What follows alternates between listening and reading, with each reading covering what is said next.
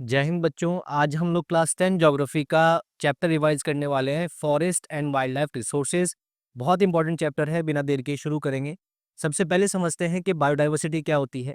Biodiversity is the rich variety of plants and animals that are different in forms and functions. ठीक है, variety of plants and animals जिनकी forms अलग हो, जिनके functions अलग हो, लेकिन they are closely connected and depend on each other, इसे हम बोलते हैं बायोडाइवर्सिटी। जितने भी ह्यूमंस हैं और जितने भी लिविंग बीइंग्स हैं, जितने भी लिविंग ऑर्गेनिजम्स हैं, they are part of interdependent ecological system. ठीक है, ये सारे एक ही इकोलॉजी का पार्ट है, एक ही इकोलॉजिकल सिस्टम का पार्ट है। Plants, animals, microbes, they maintain air, water and soil and they are essential for life. ये जितनी भी चीजें हैं, प्लांट्स, एनिमल्स, भले ही हम इन्हें जितना भी चाहे इग्नोर करते रहें, लेकिन they are essential for the ecological system, मतलब लाइफ के लिए बहुत ज्यादा जरूरी है। फॉरेस्ट जो है प्राइमरी प्रोड्यूसर्स होते हैं, की प्राइमरी प्रोड्यूसर्स होते हैं जो कि दूसरी लाइफ फॉर्म्स को सपोर्ट करते हैं। आगे हमारे पास एक हेडिंग आती है, flora and fauna in India. Flora and fauna मतलब animals and trees, animals and plants.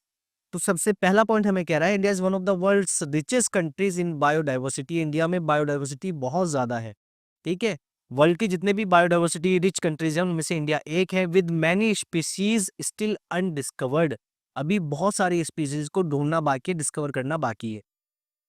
Plants and animals are closely link to our daily life but we often take them for granted. Plants animals ये daily हमारी daily life को impact करते हैं, लेकिन हम इन्हें ignore करते रहते हैं। Today biodiversity is under serious threat due to environmental neglect. ये जो बायोडाइवर्सिटी है इंडिया की, जिस पे हमें प्राउड होना चाहिए, जिसे हमें सेफ रखना चाहिए, ये आज की डेट में बहुत ज्यादा खतरे में पड़ी हुई है। क्यों? क्योंकि हम लोग इन्वायरमेंट को क्या कर रहे हैं, इग्नोर कर रहे हैं, नेग्लेक्ट कर रहे हैं, नुकसान पहुंचा रहे हैं।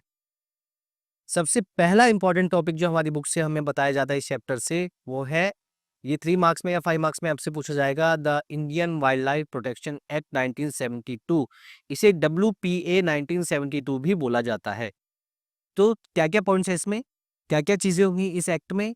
And all India list of protected species was published.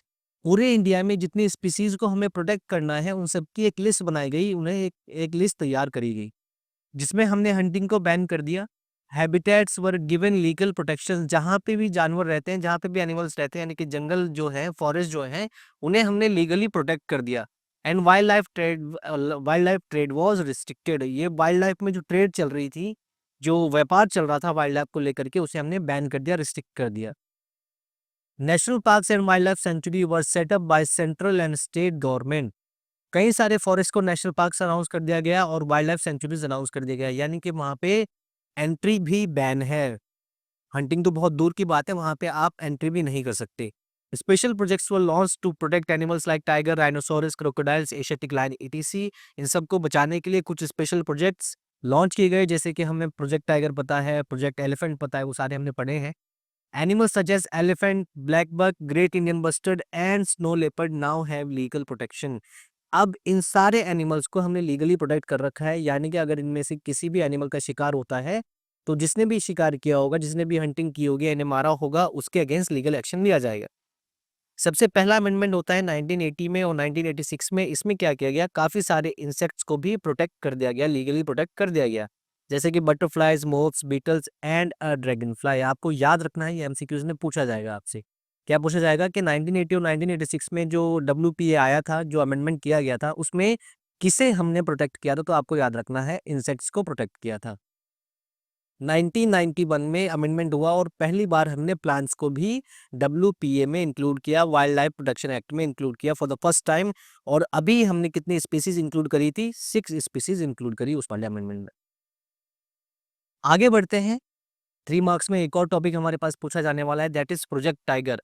तो हम सबको पता है कि फूड चेन में टाइगर एक की स्पीसीज है ना, लेकिन इसकी जो पॉपुलेशन है 1973 में बहुत ज्यादा कम हो गई थी। 1827 के आसपास इनकी पॉपुलेशन बची थी। और ऐसा क्यों हुआ था, पोचिंग, हैबिटेट लॉस, वो सारी चीजें। अब टाइगर पॉपुलेशन को खतरा किन चीजों से है, इलीगल ट्रेड, श्रिंकिंग हैबिटेट, हम इनके जंगल काट रहे हैं और वहाँ बिल्डिंगे, रेलवे ट्रैक्स, हाईवेज बना रहे हैं, तो इसकी वजह से भी टाइगर्स कम हो रहे हैं। लॉस ऑफ प्रे, शिकार नहीं बचे हैं। And rising human population. Project tiger को लॉन्च किया गया था 1973 में to save tigers and protect large ecosystems. अब हमने क्या किया प्रोजेक्ट टाइगर के बाद, India has major tiger reserves like Corbett national park in Uttarakhand, Sundarban in West Bengal, Bandhavgarh in MP, Sariska in Rajasthan, Manas in Assam and Periyar in Kerala. ये आपको याद रखने हैं, मैच द फॉलोइंग में आपसे पूछे जा सकते हैं। ठीक है, ये था हमारा प्रोजेक्ट टाइगर जो आपसे 3 मार्क्स में पूछा जाने वाला है। इसके बाद इंडिया की बात करते हैं, types and distribution of forest and wild life resources. India में कैसे हमने इन्हें डिस्ट्रीब्यूट कर रखा है, क्या-क्या हमारे पास क्लासिफिकेशन है। तो सबसे पहली चीज़ देखो, हमने फॉरेस्ट को कैसे क्लासिफाई करा है। सबसे पहले हमारे पास फॉरेस्ट की कैटेगरी आती है reserved forest. Over half of the forest land and most valuable. जितने भी हमारे पास फॉरेस्ट है उनमें आधे से ज़्यादा कौन से हैं, रिजर्व्ड फॉरेस्ट हैं, और जो कि बहुत ज़्यादा वैल्यूएबल माने जाते हैं सारी फॉरेस्ट कैटेगरीज में। स्ट्रिक्टली प्रोटेक्टेड फॉर कंजर्वेशन, और ये बहुत ही स्ट्रिक्टली इन्हें प्रोटेक्ट किया जाता है। यहाँ से आप सूखी लकड़ियाँ भी नहीं लेकर के आ सकते। इसके बाद आते हैं protected forest. About 1/3 of forest area, ठीक है, जितने हमारे पास फॉरेस्ट है उनमें से 1/3 यानी कि 33% के आसपास प्रोटेक्टेड फॉरेस्ट है। They are protected from further depletion. अभी तक जितना नुकसान होना था इन फॉरेस्ट को हो चुका, लेकिन अब इन्हें प्रोटेक्ट कर दिया गया है। अब आप इन्हें फर्दर डिप्लीट नहीं कर सकते, आगे इन्हें नुकसान नहीं पहुंचा सकते। थर्ड हमारे पास कैटेगरी आती है अनक्लास फॉरेस्ट की। ठीक है, ये फॉरेस्ट की कैटेगरी में नहीं आते हैं। तो क्या कह रहा है, other forest and wasteland own by government, private persons और कम्युनिटीज। ठीक है, इन दोनों के अलावा जितना भी फॉरेस्ट होगा वो या तो गवर्नमेंट के पास हो सकता है, या किसी प्राइवेट पर्सन का हो सकता है, या पूरी कम्युनिटी का हो सकता है। आगे बढ़ते हैं, types and distribution of forest and wild life resources. वही सेम हेडिंग चल रही है, उसके नीचे हमारे पास एक पैराग्राफ दिया हुआ है, उसमें कुछ चीजें लिखी हुई है, वो पढ़ लेते हैं क्या क्या है। तो रिजर्व और प्रोटेक्टेड फॉरेस्ट को हम एक और चीज बोलते हैं, they are also called permanent forest. They are used for timber and protection. MP has the largest permanent forest area, about 75% of its forest cover। ये आपको याद रखना है कि सबसे ज्यादा फॉरेस्ट कवर कहाँ पे है, एमपी में है, मध्य प्रदेश में है। ठीक है, अपने स्टेट में, इनके स्टेट में जितना इनके पास लैंड है, ठीक है, उसके हिसाब से इनके पास अच्छा खासा फॉरेस्ट कवर है। Jammu Kashmir, Andhra Pradesh, Uttarakhand, Kerala, Tamil Nadu, West Bengal, Maharashtra have more reserve forest. ये सारे और ये नीचे वाले जो स्टेट्स हैं इनके पास प्रोटेक्टेड फॉरेस्ट है। North eastern states and parts of Gujarat have a high share of unclassed forest managed by local communities। North east में राजस्थान और गुजरात वाले कुछ हिस्सों में आपको अनक्लास फॉरेस्ट देखने को मिलेंगे, जिनकी देखभाल कौन कर रही है, लोकल कम्युनिटीज कर रही है। ठीक है, इसके बाद हमारे पास एक हेडिंग आती है कम्युनिटी एंड कंजर्वेशन। इसे समझ लेते हैं। तो क्या कह रहा है कि local communities in India work with the government to protect forest for their long term livelihood. ठीक है, जो लोकल कम्युनिटीज है ये गवर्नमेंट की हेल्प करती है फॉरेस्ट को प्रोटेक्ट करने में। In Sariska tiger reserve villages opposed mining to protect wild life. Sariska tiger reserve में जो वहाँ के विलेजर्स थे, जो लोकल्स थे, उन्होंने माइनिंग को अपोज किया और उन्होंने क्या कहा कि हम वाइल्ड लाइफ को बचाएंगे। In Alwar district of Rajasthan 5 villages are declared as Bhairav Dev Dakav sanctuary. They banned hunting and conserve 1200 hectares of forest with their own rules and regulation. तो राजस्थान का एक जो अलवर डिस्ट्रिक्ट है वहां पे 5 गांवों ने मिलकर के अपने आप को क्या डिक्लेयर कर दिया, भैरव देव डाकव सेंचुरी इन्होंने डिक्लेयर कर दिया अपने आप को। और इन्होंने क्या कहा कि यहाँ पे आप हंटिंग नहीं कर सकते, और लगभग 1200 हेक्टेयर्स के आसपास का फॉरेस्ट इन्होंने बचाया है, और अपने रूल्स एंड रेगुलेशंस को इम्प्लीमेंट करके। इसके बाद उसी हेडिंग में हमारे पास चिपको मूवमेंट आता है। They are successfully stop deforestation and prove that community afforestation with native species works well. ठीक है, यहाँ पे भी इन्होंने जंगल को काटने से बचाया है, कम्युनिटी पार्टिसिपेशन की हेल्प से, लोकल लोगों की हेल्प से। इसके बाद movements like Beej Bachao Andolan and Navdanya sure that diverse and chemical free farming is both possible and profitable. ठीक है, ये कुछ और हमारे पास मूवमेंट चलाए गए थे जिसमें हमने ये देखा कि केमिकल फ्री फार्मिंग भी की जा सकती है। ठीक है, अब इसके बाद एक बहुत इंपॉर्टेंट टॉपिक आता है जॉइंट फॉरेस्ट मैनेजमेंट प्रोग्राम। ये आपको 3 मार्क्स में देखने को मिल सकता है, या फिर 2 मार्क्स में भी देखने को मिल सकता है। तो इसे पढ़ते हैं।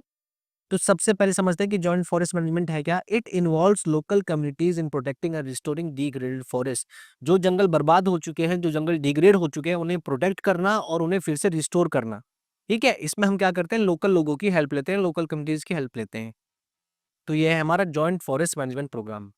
ये शुरू कब हुआ था, it formally began in 1988 with the first JFM resolution in Odisha. पहली बार शुरू हुआ था ओडिशा में 1988 में।